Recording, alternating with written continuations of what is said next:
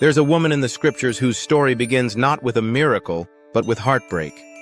Her name is Hannah. She was loved deeply by her husband, but she lived with an ache that never left her. She could not have children. In her culture, that pain was more than personal. It was public. People whispered. Some judged. And year after year, Hannah carried that sorrow quietly. Every year, her family traveled to the temple at Shiloh to worship. And every year, the pain felt a little heavier.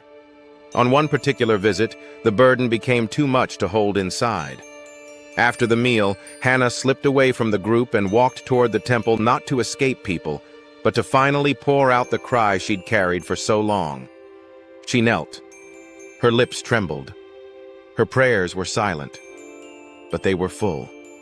She said, "Lord, if you will look on my sorrow and give me a son, I will give him back to you all the days of his life."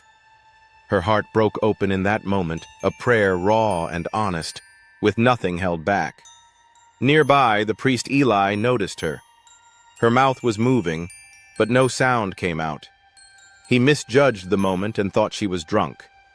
He approached her and said, "Why are you behaving this way? Put away your wine." Hannah looked up, her eyes red but sincere. "No, my lord," she said softly. "I'm not drunk. I am a woman with a broken heart. I've been pouring out my soul before the Lord." Eli paused. Something in her tone, her tears, her faith, made him realize he'd been wrong. He gently answered, "Go in peace. May God grant you what you have asked of him." Hannah stood, wiped her tears, and walked back to her family. And something changed. Not her circumstances, but her heart. She wasn't crushed anymore.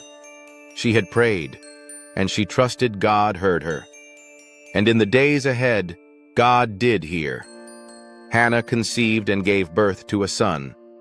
She named him Samuel because I asked the Lord for him. And when Samuel was old enough, Hannah kept her promise. She brought him back to the temple, placing his life in God's hands. Samuel would grow to become a prophet, a leader, the one who anoints kings. All began with the quiet prayer of a woman who felt unseen, yet it was fully seen by God. Hannah's story reminds us that God hears even the prayers too deep for words. And sometimes, the greatest answers begin in the most broken places.